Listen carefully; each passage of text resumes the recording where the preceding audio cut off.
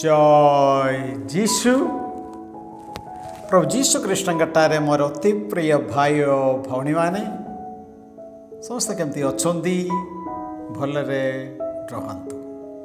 जौहन समाचार अध्याय 1 पद संज्ञा 1। आद्यरे वाक्य थिले, वाक्य ईश्वर सहित थिले एवं सही वाक्य ईश्वर थिले। आसतु मोर भाई भौणी माने से वाक्य आम वर्तमान शुणा। जय जीशु।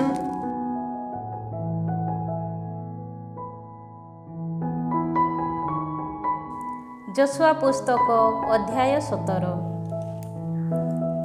मानासेंको उत्तराधिकार। जोसेफंको प्रथम जात पुत्र मानासेंको गोत्र पाई एक अंश एहीपरि निर्दिष्ट हेला। गिलियाद्र पिता और मानासेंको प्रथम जात पुत्र माखीर पाई गिलियाद और बासान प्रदत्त हेला। से जड़े युद्ध प्रवीण व्यक्ति थिला। निज परिवार वर्ग अनुसार मानासे गोत्रांतरगत अन्य समस्तों पाई मध्य अंश बंटन कराहेला। सेमाने थिले आबिएसेर, हेलेक, आश्रिएल, शेखेम, हेफेर और सेमिदा। परिवार वर्गानुक्रमे सेमाने जोसेफंको पुत्र मानासेर पुरुष वंशधर थिले। गिलियाद मानासेंको पौत्र और माखीरंको पुत्र। गिलियाद्र पौत्र और हेफेर पुत्र सेलोफेहाद्र कौनसी पुत्र संतान नथिला। केवल महला, नबा, हगा, मिल्खा, तीर्षा प्रभृति कन्यागण जात होइथिले। याजक एलेआसार नूनंको पुत्र जोशुआ और नेता मानंक निकट को आसी सेमाने कहिले, आम भ्राता मानंक सदृश आमको मध्य एक उत्तराधिकार दान करिबा पाई प्रभु मोसेसंको आदेश देइथिले। तदनुजाई से मानंकर पितृभ्राता मानंक सदृश सेमानंको मध्य जोशुआ उत्तराधिकारांश दान कले। एहीपरि जर्दानर अपर पार्श्वस्थ गिलियाद और बासान व्यतीत मानासेंको अन्य 10टी अंश मध्य प्राप्त हेला। कारण पुत्र संतान मानंको परि मानासेंको कन्या माने मध्य अधिकारांश लाभ कले। मानासेंको अन्य पुत्र मानंक पाई गिलियाद प्रदत्त हेला। आसेर ठारू शेखेम मिकमेथाई पर्यंत मानासेंको देश व्याप्त होई रहे। ताहार दक्षिण सीमा सरहद एन तापुआ पर्यंत विस्तृत। तापुआ प्रदेश मानासेंको गोत्राधीनस्थ अंचल मध्यरे अंतर्भुक्त, किंतु मानासेंको सीमा सरहदस्थ तापुआ नगरी एफ्राइमंको संतान मानंको उत्तराधिकारांश हेला। सेही सीमारेखा पुनराय दक्षिण दिगाभिमुखे काना नदी पर्यंत जाई अछि।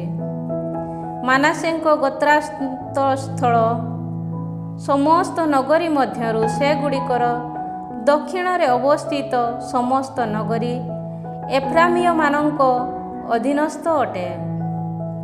तत्परे मानासेंको सीमारेखा नदीर उत्तर उपकूल मध्य देई समुद्र तटरे समाप्त हुए। ताहार दक्षिण दिगस्थ देश एफ्राइमीय मानंक और उत्तर दिगस्थ देश मानासे गोष्ठीज मानंक उत्तराधिकार रूपे रहे। एहीपरि समुद्र ताहार सीमा सरहद हेला। उत्तर दिगरे ताहा आसेरीय देश और पूर्व दिगरे इसाकारीय देशर संयुक्त होई रहिछि। इसाकारीय तथा ଆସେରୀୟ ଦେଶ ସମୂହାନ୍ତର୍ଗତ ବେତ୍‌ଶେୟାନ, ଇବ୍ଲେୟାମ, ଦର, ଏନ୍ଦର, ତାନାଖା, ମେଗିଦୋ ପ୍ରଭୃତି ନଗରୀ ତଥା ସେ ସମସ୍ତର ନିକଟବର୍ତ୍ତୀ ଗ୍ରାମ ସବୁହ ମାନାସେ ପାଇଲା। ତୃତୀୟଟି ନାଫାତ ଅଟେ। କିନ୍ତୁ ମାନାସେଙ୍କ ସନ୍ତାନମାନେ ସେହି ନଗରୀ ସମୂହକୁ ଅଧିକାର କରିପାରିଲେ ନାହିଁ, ବରଂ କାନାନୀୟମାନେ ସେଠାରେ ଅଦ୍ୟାବଧି ବାସ କରନ୍ତି। କିନ୍ତୁ ଇସ୍ରାଏଲୀୟମାନେ ଯେତେବେଳେ ଶକ୍ତିଶାଳୀ ହେଲେ, ସେତେବେଳେ ସେମାନେ କାନାନୀୟମାନଙ୍କୁ ବେଠିଆ କର୍ମ କରିବାକୁ ନିଯୁକ୍ତି କଲେ ଓ ସେମାନଙ୍କୁ ସେଠାରୁ ସମୂଳେ ବିତାଡ଼ନ କଲେ ନାହିଁ। ଯୋସେଫଙ୍କ ଗୋତ୍ର ସମୂହ ଯୋଶୁଆଙ୍କୁ କହିଲେ, ପ୍ରଭୁଙ୍କ ଅନୁଗ୍ରହ ବଳରେ ଆମେ ଏକ ସଂଖ୍ୟାଧିକ ଜନତା ହୋଇଅଛୁ, ତଥାପି ତୁମେ ଆମକୁ କାହିଁକି କେବଳ ଏକ ଅଂଶ ତଥା ଉତ୍ତରାଧିକାରୀତ୍ୱ ଦାନ କରିଅଛ? ଯୋଶୁଆ ସେମାନଙ୍କୁ କହିଲେ, ତୁମେ ଯଦି ଏକ ସଂଖ୍ୟାଧିକ ଜନତା ହୋଇଥାନ୍ତ, ତେବେ ପେରିସୀୟ ଓ ରେଫାଇମୀୟମାନଙ୍କ ଦେଶକୁ ଯାଇ ସେଠାକାର ବଣ ସଫା କରି କ୍ଷେତ ପ୍ରସ୍ତୁତ କର, କାରଣ ଏଫ୍ରାଇମ ପାର୍ବତ୍ୟାଞ୍ଚଳ ତୁମ ସକାଶେ ଅଳ୍ପ ମାତ୍ର ପରିସର। କିନ୍ତୁ ସେମାନେ ଉତ୍ତର ଦେଲେ, ଆମ ସକାଶେ ପାର୍ବତ୍ୟାଞ୍ଚଳ ଯଥେଷ୍ଟ ନୁହେଁ। କିନ୍ତୁ ସମତଳ ଦେଶବାସୀ କାନାନୀୟମାନଙ୍କ ବେତ୍‌ଶେୟାନ ତଥା ତାହାର ଜନପଦବାସୀମାନଙ୍କ ଓ ଜେଜ୍ରେଲ ଉପତ୍ୟକା ବାସୀମାନଙ୍କର ଲୌହ ପଥର ସମୂହର ରହିଅଛି। ତହୁଁ ଏଫ୍ରାଇମ ତଥା ମାନାସେ ପ୍ରଭୃତି ଯୋସେଫଙ୍କ ଗୋତ୍ର ସମୂହକୁ ଯୋଶୁଆ କହିଲେ, ତୁମେମାନେ ଏକ ସଂଖ୍ୟାବହୁଳ ଜନତା ଓ ତୁମେ ଶକ୍ତିଶାଳୀ ମଧ୍ୟ ଅଟ। ତୁମମାନଙ୍କ ପାଇଁ ଏକ ଅଂଶ ଯଥେଷ୍ଟ ହୋଇ ନପାରେ। ସମଗ୍ର ପାର୍ବତ୍ୟାଞ୍ଚଳ ତୁମର ହୋଇ ରହିବ। ଯଦିଓ ତାହା ବଣ ପ୍ରଦେଶ, ତଥାପି ତୁମେମାନେ ବଣ ସଫା କରି ତାହାର ଦୂରତମ ସୀମା ସରହଦ ପର୍ଯ୍ୟନ୍ତ ଅଧିକାର କରିପାରିବ। କାନାନୀୟମାନେ ଶକ୍ତିଶାଳୀ ଓ ସେମାନଙ୍କର ଲୌହ ରଥଗୁଡ଼ିକ ଥିବା ସତ୍ତ୍ୱେ ତୁମେମାନେ ସେମାନଙ୍କୁ ବିତାଡ଼ନ କରିପାରିବ। ଅଧ୍ୟାୟ 18। ଅବଶିଷ୍ଟ 7 ଗୋଷ୍ଠୀ। ତତ୍ପରେ ଶିଲୋଠାରେ ଏକତ୍ରିତ ହୋଇ ଇସ୍ରାଏଲୀୟ ଜନମଣ୍ଡଳୀ ସେଠାରେ ସମାଗମ ଶିବିର ସ୍ଥାପନ କଲେ। ଦେଶଟି ସେମାନଙ୍କ ଦ୍ୱାରା ସମ୍ପୂର୍ଣ୍ଣ ଭାବେ ବଶୀଭୂତ ହୋଇଥିଲା। ଯେଉଁମାନଙ୍କ ପାଇଁ କୌଣସି ଅଧିକାରାଂଶ ବଣ୍ଟିତ ହୋଇନଥିଲା, ସେପରି 7ଟି ଗୋଷ୍ଠୀ ଇସ୍ରାଏଲମାନଙ୍କ ମଧ୍ୟରେ ଅଦ୍ୟାବଧି ଅବଶିଷ୍ଟ ହୋଇ ରହିଥିଲା। ତହୁଁ ଯୋଶୁଆ ଇସ୍ରାଏଲୀୟ ଜନତାକୁ କହିଲେ, ପ୍ରଭୁ ତୁମ ପିତୃପୁରୁଷମାନଙ୍କ ଈଶ୍ୱର ତୁମକୁ ପ୍ରଦାନ କରିଥିବା ଦେଶକୁ କରାୟତ୍ତ କରିବା ପାଇଁ ଆଉ କେତେ ଦିନ ବ୍ୟାପୀ ତୁମେମାନେ ଆଳସ୍ୟରତ ହୋଇ ରହିବ? ପ୍ରତ୍ୟେକ ଗୋଷ୍ଠୀରୁ 3 ଜଣ ଲେଖାଏଁ ଲୋକଙ୍କୁ ମନୋନୀତ କର। ମୁଁ ସେମାନଙ୍କୁ ସେହି ଦେଶକୁ ପଠାଇବି। ଦେଶର ପର୍ଯ୍ୟଟନ କରି ହସ୍ତଗତ କରିବା ପାଇଁ ଉଦ୍ଦିଷ୍ଟ ସେହି ଅଂଶ ସମୂହର ଏକ ବିବରଣୀ ଲେଖି ସେମାନେ ମୋ ପାଖକୁ ଆସନ୍ତୁ। ସେମାନେ ତାହାକୁ 7ଟି ଭାଗରେ ବିଭକ୍ତ କଲେ। ଜୁଦା ଗୋଷ୍ଠୀ ନିଜ ପାଇଁ ନିର୍ଦ୍ଦିଷ୍ଟ ଦକ୍ଷିଣ ଅଞ୍ଚଳରେ ଓ ଯୋସେଫ ଗୋଷ୍ଠୀ ନିଜ ପାଇଁ ନିରୂପିତ ଉତ୍ତର ଦିଗସ୍ଥ ଅଞ୍ଚଳରେ ଅବସ୍ଥାନ କଲେ। ତୁମେମାନେ ସେହି ଦେଶକୁ 7ଟି ଭାଗରେ ବିଭକ୍ତ କରି ସେହି ବିବରଣୀ ମୋତେ ପ୍ରଦାନ କରିବ। ପ୍ରଭୁ ଆମ ଈଶ୍ୱରଙ୍କ ସନ୍ନିଧାନରେ ମୁଁ ତାହା ତୁମ ପାଇଁ ଗୁଲି ବାଣ୍ଟ କରିବି। ଲେବୀୟ ଗୋଷ୍ଠୀ ତୁମ ମଧ୍ୟରେ କିଛି ଅଂଶ ଲାଭ କରିବେ ନାହିଁ। ପ୍ରଭୁଙ୍କ ଯାଜକତ୍ୱ ସେମାନଙ୍କ ଅଂଶ ହୋଇ ରହିବ। ଜର୍ଦାନର ପୂର୍ବ ଦିଗରେ ଗାଦ ଓ ରେଉବେନ ଗୋଷ୍ଠୀ ସମୂହ ଏବଂ ମାନସେଙ୍କ ଅର୍ଦ୍ଧଗୋତ୍ର ନିଜ ଅଂଶ ପ୍ରାପ୍ତ ହୋଇଅଛନ୍ତି। ତାହା ପ୍ରଭୁ ଦାସ ମୋଶେସ ସେମାନଙ୍କ ପାଇଁ ପ୍ରଦାନ କରିଛନ୍ତି। ତହୁଁ ସେମାନେ ଯାତ୍ରାରମ୍ଭ କଲେ। ଯୋଶୁଆ ସେମାନଙ୍କୁ ଏହି ନିର୍ଦ୍ଦେଶ ଦେଲେ, ଦେଶ ପର୍ଯ୍ୟଟନ କରି ତୁମେମାନେ ତାହାର ଏକ ବିବରଣୀ ଲେଖି ମୋ ପାଖକୁ ଆସ। ମୁଁ ଶିଲୋରେ ପ୍ରଭୁଙ୍କ ସନ୍ନିଧାନରେ ତାହା ତୁମ ପାଇଁ ଗୁଲିବାଣ୍ଟ କରିବି। ଏହାପରେ ସେମାନେ ଦେଶ ପରିଭ୍ରମଣ କଲେ ଓ ନଗରଗୁଡ଼ିକ ଅନୁସାରେ ତାହାକୁ 7ଟି ଭାଗରେ ବିଭକ୍ତ କରି ଏକ ପୁସ୍ତକରେ ଲିପିବଦ୍ଧ କଲେ। ତତ୍ପରେ ସେମାନେ ଶିଲୋସ୍ଥିତ ଯୋଶୁଆଙ୍କ ଛାଉଣୀକୁ ପ୍ରତ୍ୟାବର୍ତ୍ତନ କଲେ। ସେ ସମୟରେ ଯୋଶୁଆ ଶିଲୋଠାରେ ପ୍ରଭୁଙ୍କ ସନ୍ନିଧାନରେ ସେମାନଙ୍କ ପାଇଁ ଗୁଲିବାଣ୍ଟ କଲେ ଓ ଗୋତ୍ରାନୁକ୍ରମେ ଇସ୍ରାଏଲ ଜନତା ପାଇଁ ପ୍ରତ୍ୟେକଙ୍କର ଅଂଶ ସେ ବିଭକ୍ତ କଲେ। ବେଞ୍ଜାମିନ ନିଜ ପରିବାର ସମୂହ ଅନୁଯାୟୀ ବେଞ୍ଜାମିନଙ୍କ ଗୋଷ୍ଠୀ ପାଇଁ ଗୁଲିବାଣ୍ଟ କରାଗଲା ଓ ଜୁଦା ତଥା ଯୋସେଫ ଗୋଷ୍ଠୀ ମଧ୍ୟବର୍ତ୍ତୀ ସ୍ଥିତ ଦେଶ ସେମାନଙ୍କ ପାଇଁ ନିର୍ଦ୍ଦିଷ୍ଟ ହେଲା। ସେମାନଙ୍କ ଉତ୍ତର ସୀମାରେଖା ଜର୍ଦାନରେ ଆରମ୍ଭ ହୁଏ ଓ ଜେରିଖୋର ଉତ୍ତର ପାର୍ଶ୍ୱ ଦେଇ ତଥା ପଶ୍ଚିମ ଦିଗର ପାର୍ବତ୍ୟାଞ୍ଚଳକୁ ଅତିକ୍ରମ କରି ବେତ ଆବେନ ପର୍ଯ୍ୟନ୍ତ ଆସିଅଛି। ସେହିଠାରୁ ଲୁଜ ବେଥେଲର ଦକ୍ଷିଣ ଦିଗ ଦେଇ ବେତ ହରନର ଦକ୍ଷିଣ ଦିଗସ୍ଥ ପର୍ବତ ଅତିକ୍ରମ କରି ଆତାରତ ଆଦାରକୁ ଅବତରଣ କରି ଆସେ। ସେହି ସୀମାରେଖା ପଶ୍ଚିମ ଦିଗରେ ଦକ୍ଷିଣକୁ ବୁଲି ବେତ ହରନର ସମ୍ମୁଖସ୍ଥ ପର୍ବତଠାରୁ ଜୁଦା ଗୋଷ୍ଠୀ ଅଧୀନସ୍ଥ କିରିୟାତ ବାଲ ଅର୍ଥାତ୍ କିରିୟାତ ଜେୟାମିର ପର୍ଯ୍ୟନ୍ତ ଆସିଅଛି। ଏହା ହେଲା ସେମାନଙ୍କର ପଶ୍ଚିମ ସୀମାରେଖା। ଦକ୍ଷିଣ ସୀମା କିରିୟାମ ଜେୟାମିର ପର୍ଯ୍ୟନ୍ତ ପ୍ରଦେଶରେ ଆରମ୍ଭ ହୋଇଛି। ସେହିଠାରୁ ତାହା ଏଫ୍ରନ ସ୍ଥିତ ନେଫଥବା ଜଳସ୍ରୋତ ପର୍ଯ୍ୟନ୍ତ ଯାଇଅଛି। ଏହାପରେ ତାହା ରେଫାଇମ ଉପତ୍ୟକାର ଉତ୍ତରାଭାଗସ୍ଥ ବେନ ହିନମଙ୍କ ସମତଳ ଦେଶାଭିମୁଖେ ପର୍ବତର ସୀମା ପର୍ଯ୍ୟନ୍ତ ଆସିଅଛି। ତାହା ପୁନରାୟ ହିନମ ସମତଳ ଦେଇ ଜେବୁସୀୟମାନଙ୍କ ଦେଶର ଦକ୍ଷିଣ ଦିଗ ମଧ୍ୟବର୍ତ୍ତୀ ଏନରୋଗେଲ ପର୍ଯ୍ୟନ୍ତ ଆସିଅଛି।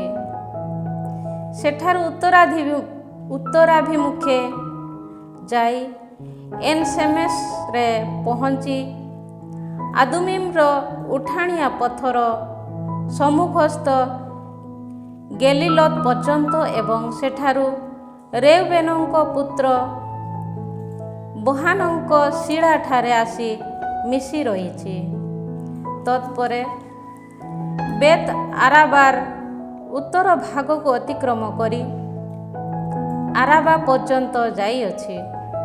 ଏହାପରେ ବେତ ହଗ୍ଲାର ଉତ୍ତର ଭାଗ ଦେଇ ଜର୍ଦାନର ଦକ୍ଷିଣାକ୍ରାନ୍ତ ଲବଣ ସାଗରର ଉତ୍ତର ଭାଗସ୍ଥ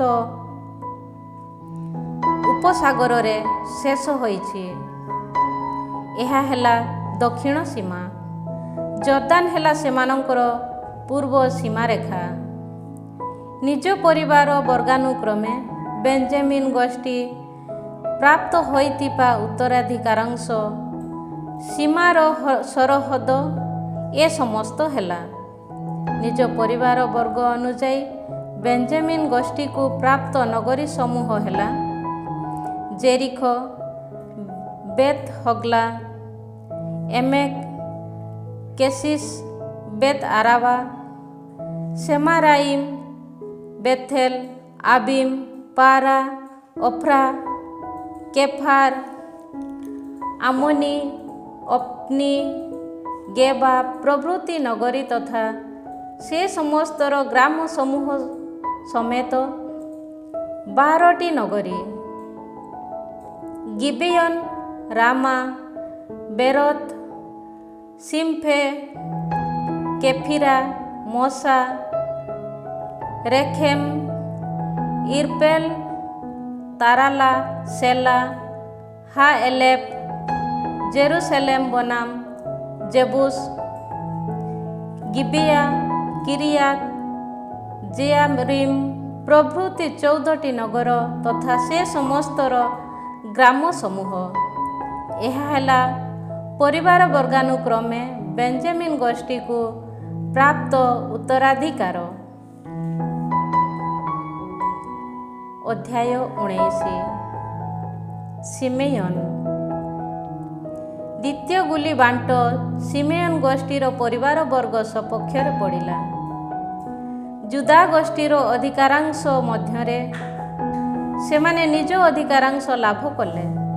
ସେମାନଙ୍କୁ ପ୍ରାପ୍ତ ଅଞ୍ଚଳ ସମୂହ ବେରସେବା, ସେବା, ମୋଲାଦା, ହାସର, ସୁଆଲ, ବାଲା, ଏସେମ୍, ଏଲତୋଲାଦ, ବେଥୁଲ, ହର୍ମା, ସିକ୍ଲାଗ, ବେଥାମାର, କାବୋତ, ହାସାର ସୁମା, ବେତ ଲେବାଓତ, ସାରୁହେନ ପ୍ରଭୃତି 13ଟି ନଗରୀ ତଥା ସେ ସମସ୍ତର ଗ୍ରାମ ସମୂହ।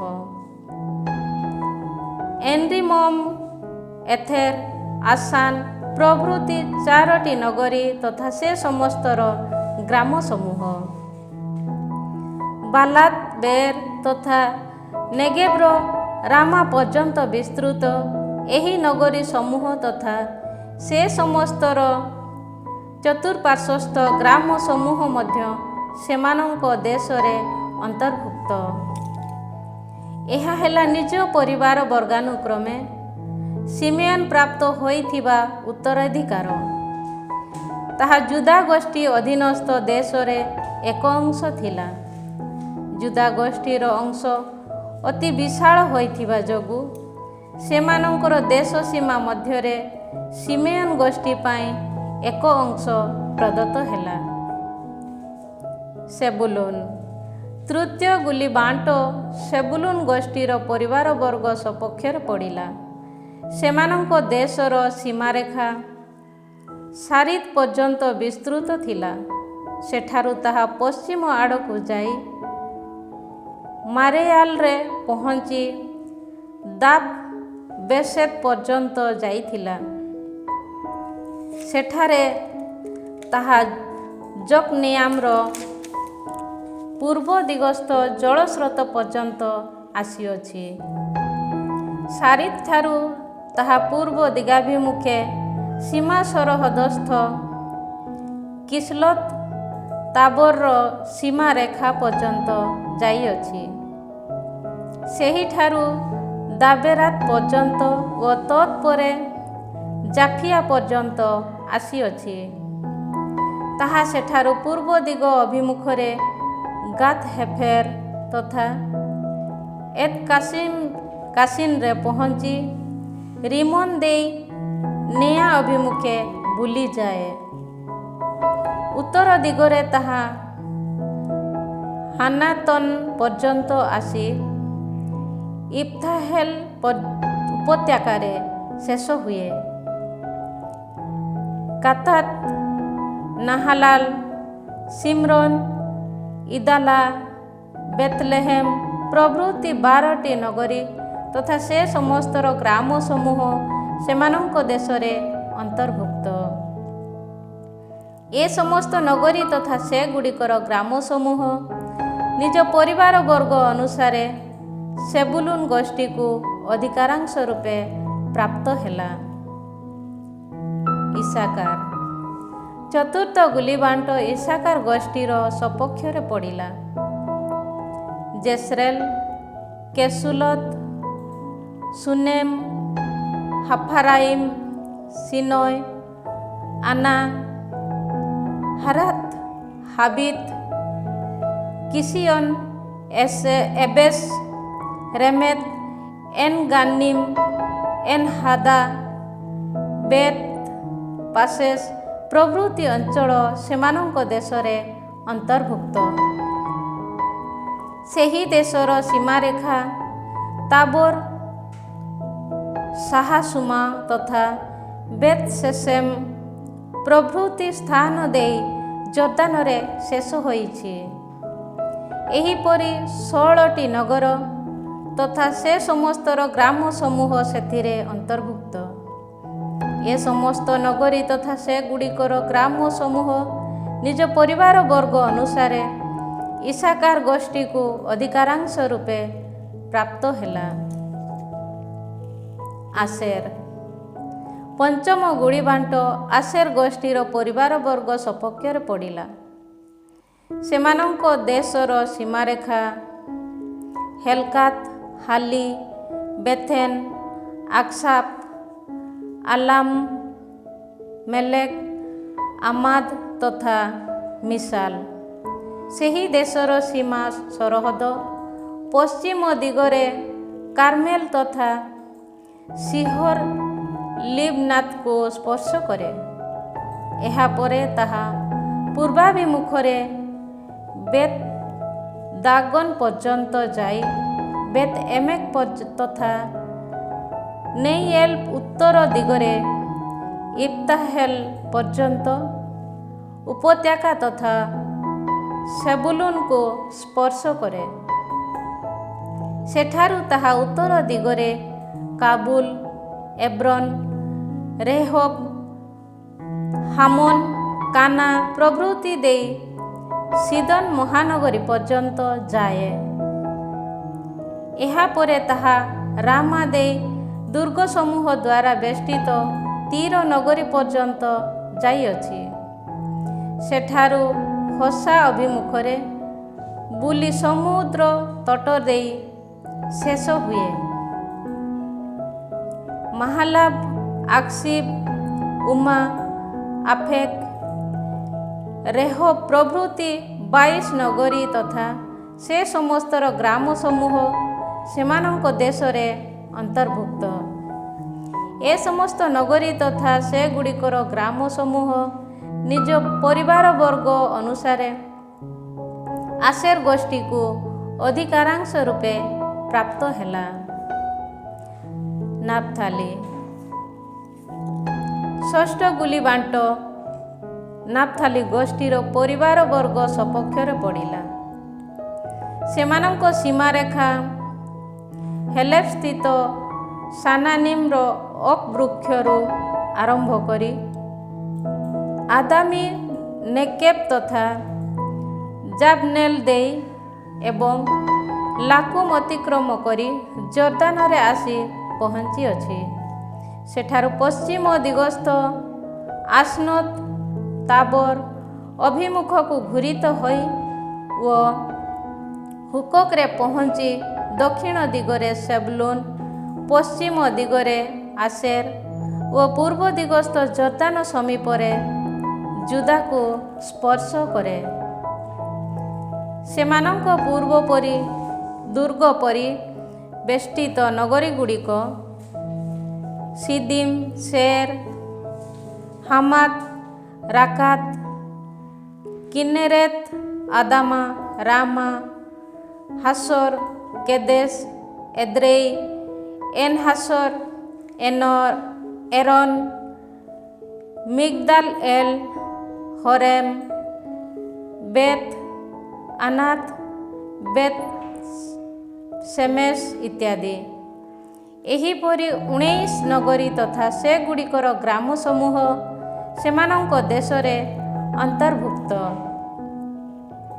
ଏ ସମସ୍ତ ନଗରୀ ତଥା ସେଗୁଡ଼ିକର ଗ୍ରାମ ସମୂହ ନିଜ ପରିବାର ବର୍ଗ ଅନୁସାରେ ନାପଥାଲି ଗୋଷ୍ଠୀକୁ ଅଧିକାରାଂଶ ରୂପେ ପ୍ରାପ୍ତ ହେଲା। ଦାନ। ସପ୍ତମ ଗୁଳି ବାଣ୍ଟ ଦାନ ଗୋଷ୍ଠୀର ପରିବାର ସପକ୍ଷରେ ପଡ଼ିଲା। ସୋରା, ଏସ୍ତାଓଲ, ଇରସେମେସ୍, ସାଲାବିନ୍, ଇଜାଲନ୍, ଇଥିଲା, ଏଲନ୍, ତିମା, ଏକ୍ରନ୍, ଏଲତେକେ,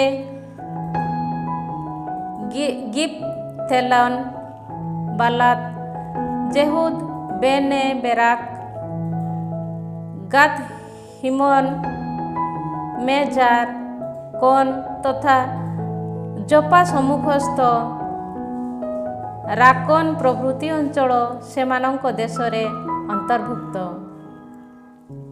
ଦାନ ଗୋଷ୍ଠୀର ଲୋକେ ଯେତେବେଳେ ସ୍ୱଦେଶ ହାରି ବସିଲେ, ସେତେବେଳେ ସେମାନେ ଲେସେମ୍ ବିରୁଦ୍ଧରେ ଯୁଦ୍ଧ କଲେ। ତାହାକୁ କରାୟତ୍ତ କରିବା ପରେ ସେମାନେ ଲେସେମ୍ବାସୀଙ୍କୁ ନିଧନ କରି ସେଠାରେ ବସତି ସ୍ଥାପନ କଲେ। ନିଜ ପିତୃପୁରୁଷ ଦାନଙ୍କ ସ୍ମରଣାର୍ଥେ ସେମାନେ ଲେସେମ୍ ନଗରୀକୁ ଦାନ ନାମରେ ନାମିତ କଲେ। ଏ ସମସ୍ତ ନଗରୀ ତଥା ସେଗୁଡ଼ିକର ଗ୍ରାମ ସମୂହ ନିଜ ପରିବାର ବର୍ଗ ଅନୁସାରେ ଦାନ ଗୋଷ୍ଠୀକୁ ଅଧିକାରାଂଶ ରୂପେ ପ୍ରାପ୍ତ ହେଲା। ସମସ୍ତ ଦେଶକୁ ଉତ୍ତରାଧିକାର ରୂପେ ସେମାନଙ୍କ ମଧ୍ୟରେ ବିଭାଜନ କରିବା ପରେ ନୁନଙ୍କ ପୁତ୍ର ଯଶୁଆଙ୍କୁ ମଧ୍ୟ ଇସ୍ରାଏଲୀୟ ଜନତା ନିଜ ମଧ୍ୟରେ ଏକ ଭାଗ ଉତ୍ତରାଧିକାରାଂଶ ରୂପେ ପ୍ରଦାନ କଲେ। ନିଜ ପାଇଁ ଯେଉଁ ନଗରୀ ସେ ମାଗିଲେ, ଏଫ୍ରାଇମ୍ ପାର୍ବତ୍ୟାଞ୍ଚଳସ୍ଥ ସେହି ତିମାତ୍ ସେରା ନଗରୀ ପ୍ରଭୁଙ୍କ ଆଦେଶ ମୁତାବକ ସେମାନେ ତାଙ୍କୁ ପ୍ରଦାନ କଲେ। ଏହାପରେ ସେ ତାହା ପୁନର୍ନିର୍ମାଣ କରି ତନ୍ମଧ୍ୟରେ ଅବସ୍ଥାନ କଲେ। ଯାଜକ ଏଲେଆସାର, ନୁନଙ୍କ ପୁତ୍ର ଯଶୁଆ ଓ ଇସ୍ରାଏଲୀୟ ଗୋଷ୍ଠୀ ସମୂହର ମୁଖ୍ୟ ବ୍ୟକ୍ତିଗଣ ଶିଲୋସ୍ଥିତ ସମାଗମ ଶିବିର କପାଟ ଦେଶରେ ପ୍ରଭୁଙ୍କ ସନ୍ନିଧାନରେ ପ୍ରତ୍ୟେକଙ୍କ ପ୍ରତି ଗୁଲିବାଣ୍ଟ ଜରିଆରେ ସେମାନଙ୍କ ଉତ୍ତରାଧିକାର ବିଭକ୍ତ କଲେ। ଏହିପରି ସେମାନେ ଦେଶର ବିଭାଜନ ସମାପ୍ତ କଲେ। ଅଧ୍ୟାୟ 20 ଆଶ୍ରୟ ନଗରୀ ସମୂହ। ପ୍ରଭୁ ଯଶୁଆଙ୍କୁ କହିଲେ, ଇସ୍ରାଏଲୀୟ ଜନତାକୁ କୁହ, ମୋଶେସଙ୍କ ପ୍ରତି ମୋର ଆଦେଶ ଅନୁଯାୟୀ ଆଶ୍ରୟ ନଗରୀ ସମୂହ ନିରୂପଣ କର। ତାହା ହେଲେ କେହି ଯଦି ଅଜ୍ଞାତସାରରେ କାହାକୁ ହତ୍ୟା କରେ, ତେବେ ସେ ସେଠାରେ ଆଶ୍ରୟ ନେବା ପାଇଁ ପଳାୟନ କରିପାରିବ। ରକ୍ତପାତର ପ୍ରତିଶୋଧକାରୀମାନଙ୍କୁ ପକ୍ଷରୁ ତୁମ ପାଇଁ ସେହି ନଗରୀ ଗୁଡ଼ିକ ଆଶ୍ରୟ ସ୍ଥାନ ହୋଇ ରହିବ। ଅପରାଧୀ ବ୍ୟକ୍ତି ସେହି ନଗରୀ ଗୁଡ଼ିକରୁ ଯେକୌଣସି ଗୋଟିକୁ ପଳାୟନ କରିବ, ତାର ପ୍ରବେଶ ପଥରେ ଦଣ୍ଡାୟମାନ ହୋଇ ସେଠାକାର ବୟୋଜ୍ୟେଷ୍ଠମାନଙ୍କ ନିକଟରେ ନିଜ କୃତ କାର୍ଯ୍ୟର ଏକ ବିବରଣୀ ସେ ବର୍ଣ୍ଣନା କରିବ। ତତ୍ପରେ ସେମାନେ ତାକୁ ନଗରୀକୁ ଘେନିଯାଇ ତାର ବାସସ୍ଥାନ ରୂପେ ଏକ ସ୍ଥାନ ନିର୍ଣ୍ଣୟ କରିବେ। ରକ୍ତପାତର ପ୍ରତିଶୋଧକାରୀ ତାର ପଶ୍ଚାତଧାବନ କରି ଆସିଲେ ସେମାନେ ସେହି ଶରଣାର୍ଥୀଙ୍କୁ ତା ହସ୍ତରେ ସମର୍ପଣ କରିବ ନାହିଁ, କାରଣ ପୂର୍ବରୁ ଶତ୍ରୁତା ପୋଷଣ ନ କରି ସେ ଅଜ୍ଞାତସାରରେ ହତ୍ୟା କରିଥିଲା। ଜନମଣ୍ଡଳୀ ସମ୍ମୁଖରେ ବିଚାରିତ ହେବା ପର୍ଯ୍ୟନ୍ତ କିମ୍ବା ସେହି ଦିନମାନଙ୍କରେ ସେବା କାର୍ଯ୍ୟ କରୁଥିବା ମହାଯାଜକଙ୍କ ମୃତ୍ୟୁ ପର୍ଯ୍ୟନ୍ତ ସେ ସେହି ନଗରୀରେ ଅବସ୍ଥାନ କରିବ। ତତ୍ପରେ ସେ ଯେଉଁଠାକୁ ପଳାୟନ କରି ଆସିଥିଲା, ସେହି ନିଜ ନଗରୀ ତଥା ଗୃହକୁ ସେହି ଘାତକ ଫେରି ଯାଇପାରିବ। ତହୁ ନାପଥାଲି ପାର୍ବତ୍ୟାଞ୍ଚଳସ୍ଥ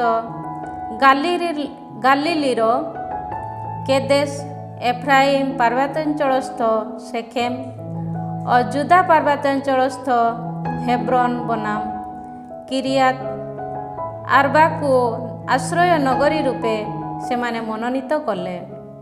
ଜେରିକୋ ପୂର୍ବ ଦିଗସ୍ଥ ଜର୍ଦାନର ଅପର ପାର୍ଶ୍ୱରେ ରେଉବେନ ଗୋଷ୍ଠୀଜ ପ୍ରତି ଉତ୍ତରାଧିକାର ରୂପେ ପ୍ରାପ୍ତ ସମତଳ ଦେଶ ମଧ୍ୟବର୍ତ୍ତୀ ବେସେର ଗାଦ ଗୋଷ୍ଠୀକୁ ପ୍ରାପ୍ତ ଗିଲିଆଦସ୍ଥ ରାମତ ଓ ମାନାସେ ଗୋଷ୍ଠୀକୁ ପ୍ରାପ୍ତ ବାସାନ ସ୍ଥିତ ଗୋଲାନ ନଗରୀ ଗୁଡ଼ିକୁ ମଧ୍ୟ ସେମାନେ ସେଥିପାଇଁ ମନୋନୀତ କଲେ।